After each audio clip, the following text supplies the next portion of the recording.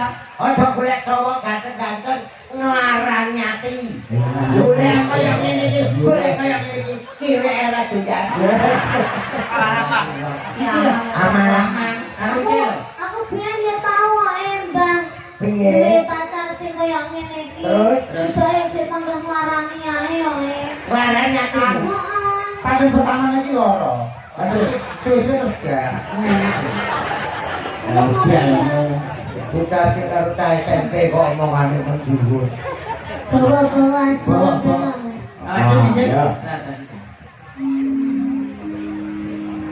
Ayo bisa.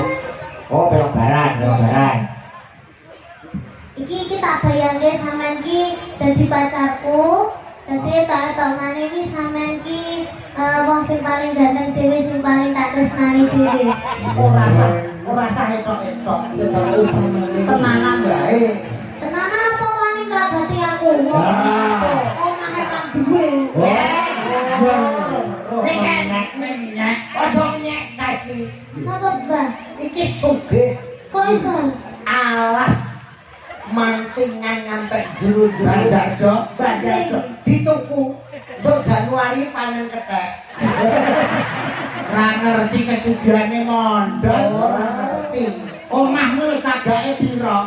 Cagake 12 bah iki. Apa? Ya ngajak pendopomu cagake 12 ya. Yo, sing papat ning tengah kok, sing 8 nyongkok kok empo ngoten iki. Pacar pendopo arep abluk. Kae omah ramah tamah. Anak kae anak angin kolor itu. Anak kok sopan omahe. Omahmu kok ndi lho. Kamar mandi kok tekan omah kira model pengen.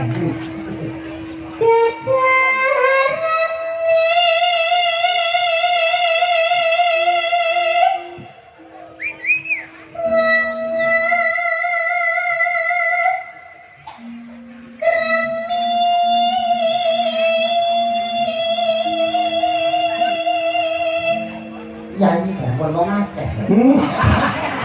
Yayi bangun wong akeh iki lho kakang. Kakang aku yo ora trimo iki wis salah kok ganteng kok.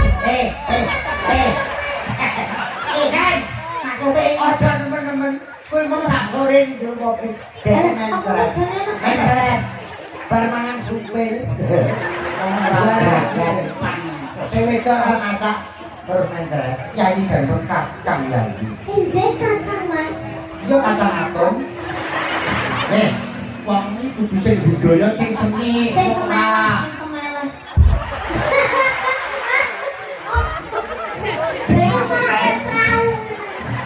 Banjir bisa diandani. Wah, lho, wong mbok sing bobo ora iso. Yayi bangun kakang yayi. Tahu tanggapan kanggo ngene iki. Lah terus dhek mengu kuwi blakone cek mengu ngalor. Lah kok malah kayak hula-hop nih. Puter-puter lho. Enak. Enak. Aku Mas. Yo, delok pangku yo. Gade. Gak ngono. Alamat iki mamon meneh iki. Sapa? Kompo kanca kowe. Ah.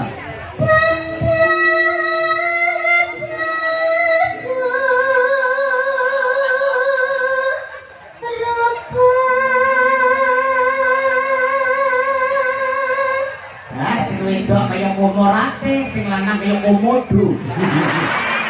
Komodo mbak, lalu komorate karo sapa? Kowe iki dagelan undang ya kalah karo kene. Lah kok saged dengenane nyalonke DPR. Bener iki pasang sak. Oh, alasane perangkatan ini. Yayi, Injek Kang Mas. tresnaku marang sliramu. Kang Mas nek ngomong ngadep mriko malah diabape ambil ndak enak. Ngengkel lho, kemare kamu lho to. Pendek suwe tak omongi ngengkel kon aja nggowo cangkem sing iki lho. Salah. Kamu cangkem sitoke lho. Cangkem sitoke rung garing. Ketinggalan Kang Mas niki bensin kalau pun sudah jadi. Kok nang ana ceblok e mbok ya?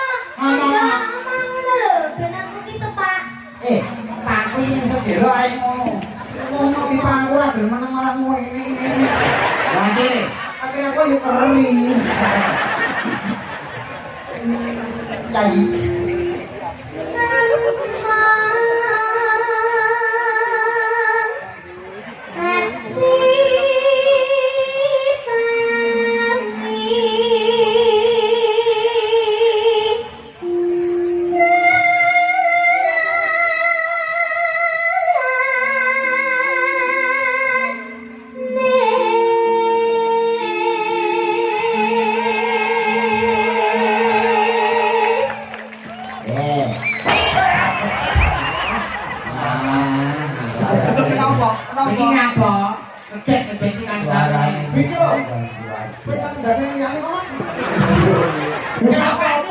Pak Bupati kelompok lunas dan lanjut.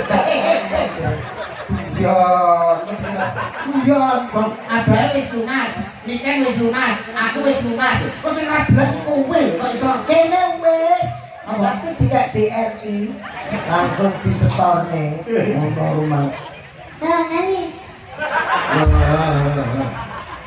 Ini lagi banine karo kacine. Tresnaku marang siramu. Tak rewangi rawe-rawe rantas malang-malang putung. Petain dodoku taingmu biro sedomo bau senyari bae. Kok iso sedomo bau ibine kok.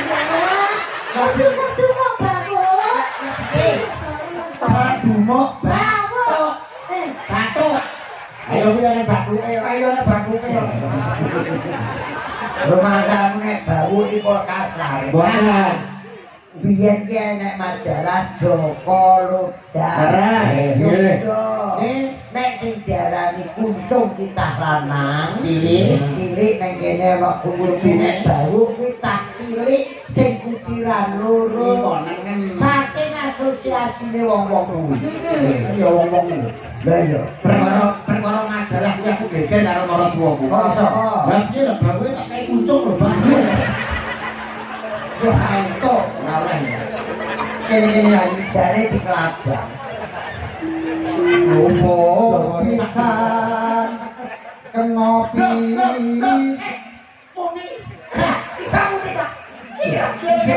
piye ta le? Lupa pisan kena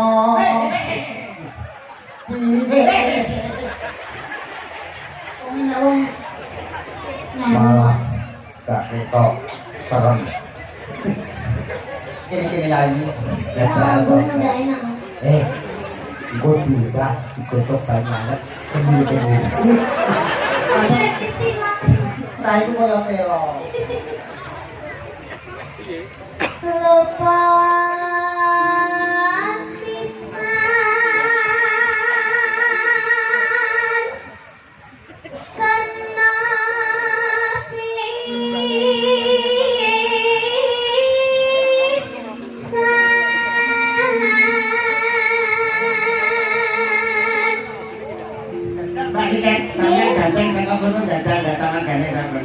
Laku wong loro jajal. Nggih. Mbak Niken, badhe teng pundi? Badhe gak telek, Mas. Oh, temen. Senang nek dhewe Mas. Telek nang bumi diteruk. Apa sing aku bojoku? Sing aku bojoku sapa? Etok. Oh, ngono to. Lagane aku ndek bojo sampean kok ora anakku gendruwo. Yai, ora pareng kaya ngono. Ana ing sak jere Taman Maka Pahlawan kene sini. Taman Maka Keputren. Maka Pahlawan mendembokmu. Taman Maka Pahlawan sudah sama Kaputren. Ya.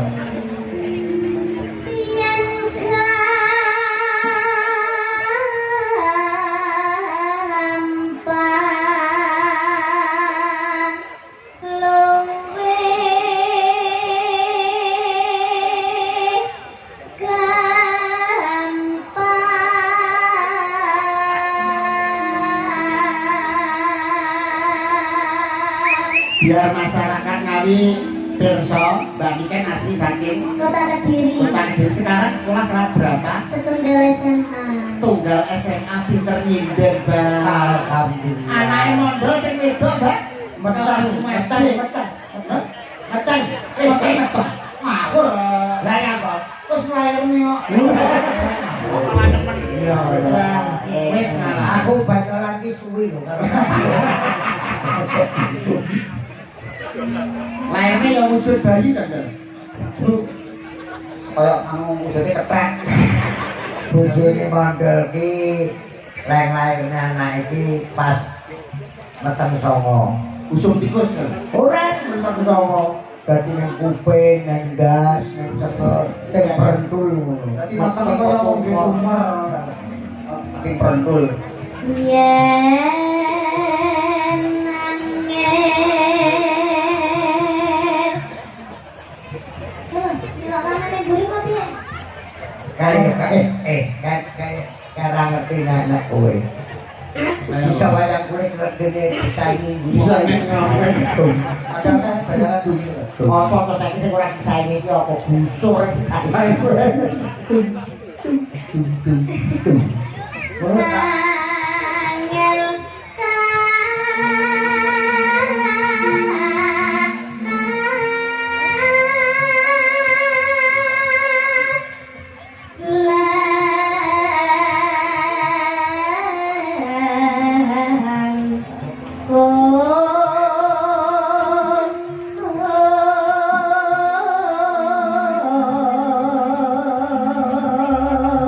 Ben ketok mesra jam kuwi karo sampean enak lho, Mbak. Ben ketok piye rumane? Hati-hati untungnya pasangan lho. Kok kok jare kok ribut. Iki untuk palsu lho, Mbak iki. Untuk palsu. Asline sak mene. Ya. Ngawur sak mono lho. Enak roh mental.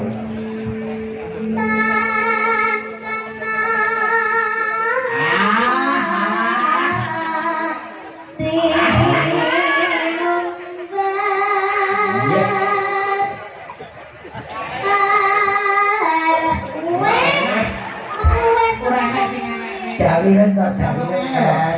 Jalinan jalinan jalinan. Jadi tak iki lho.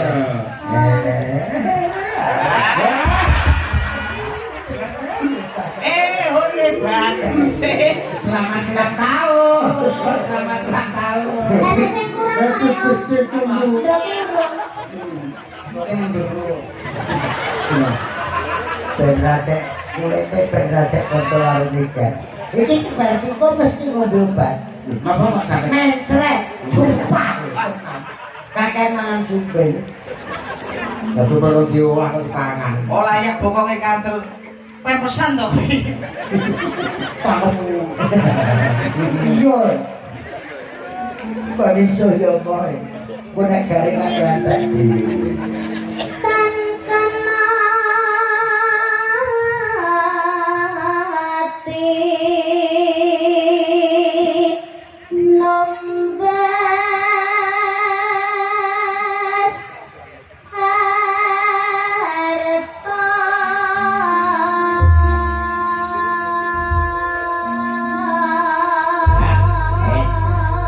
Aku lagi di suarane apik, jugete apik, layaku nemen. Pakai komplit. Paket komplit yo niken kuwi.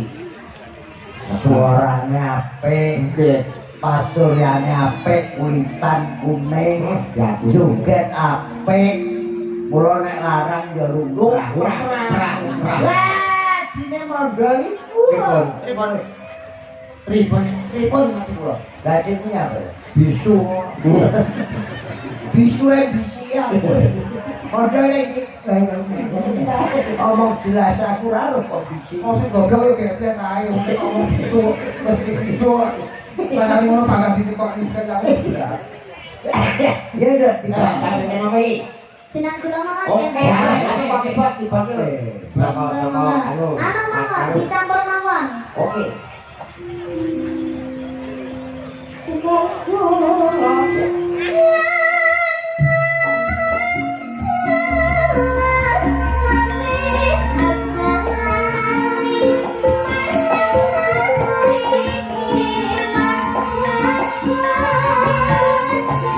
Thank you.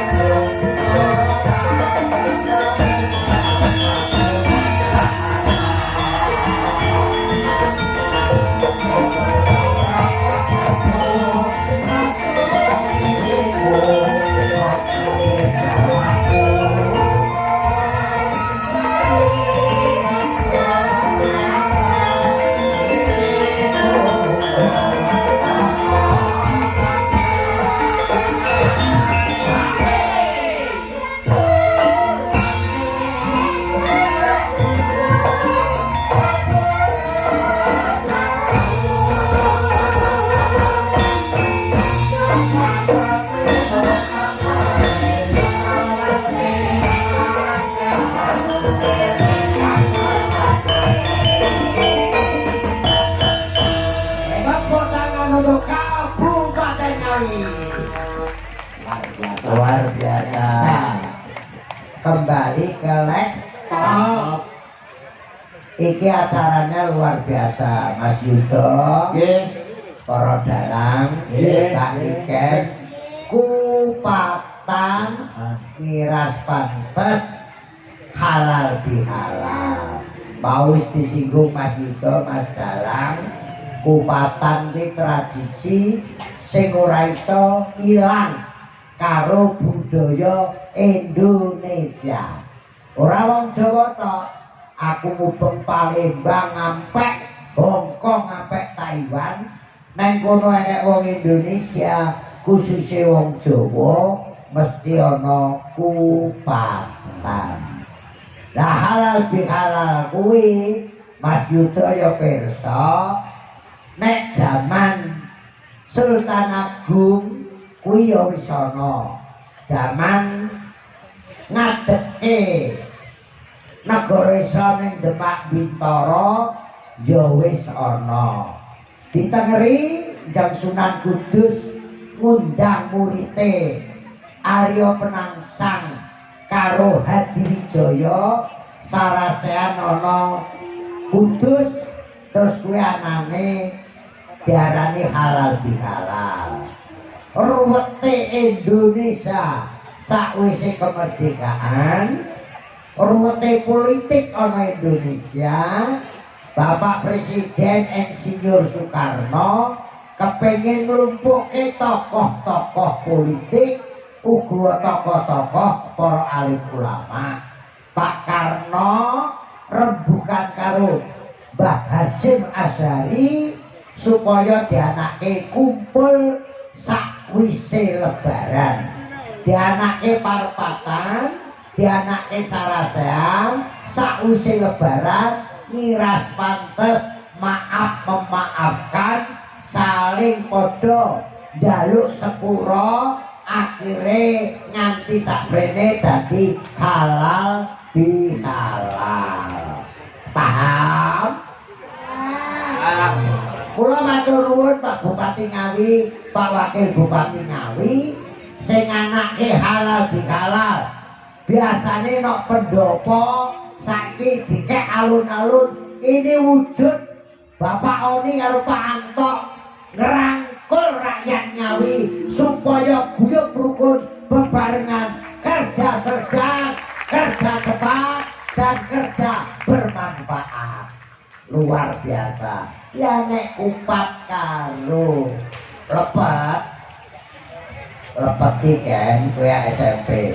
Lepet iki teko tembung luput, ngaku luput, isine ketan pliket kental supaya pas seduluran ki ora pedhot. Nek kupat isine beras sing putih sing wangi, nek lontong kuwi wujude dawa, sok kowe ngerti. Lontong ku sipate wong lanang ya ngono kuwi. Ya dawa enake nek diucap. Nek kupat ya metutuk ngono kuwi. Lah kupat mangane enake nek dibelah tengah. Kuwi ya kaya sipate wong wedok ya meletek ngono kuwi. Wong wedok mleteke napa, Mas? Engko tak bikin foto. Kula nek kupat niku Nek kowe urung nek sing pojok ki papat kok. Malah retek banget. Buntere jandul wong sing wis ngaku lepat, lontong olone kotong, kembali ke fitri entuk cahayane swarga, janji janmo nur kitahya. Dadi entuk janmo sing entuk nur cahayane swarga sing wis kembali ke fitrah. Nek salah aja ngenteni lebaran, aja ngenteni poso. Saben dina nek rumangsa salah njaluk pangapura. Sing nyuweni pangapura halal, sing njaluk pangapura halal, akhire halal bihalal. Oh, ngene iki tak golek duit ruwan sih. Mumpung. Tentangnya. Ini itu sekretari tombol kangen lah. Gue nak aku ngomongnya netizen ngelok. Biro ngomong. cangkeme netizen rata ora nanggap ya kan. Iya, iya. Silakan menghujat monggo. Gini. Ora nanggap. Ora nanggap. Pancen netizen niku Netizen zaman sekarang itu Netizen menuntut netizen kok netizen. baru sama kadasen. Iki apa nuntut karo dalang. Napa jujur ya. Dalang telu iki tetep sesuk taat.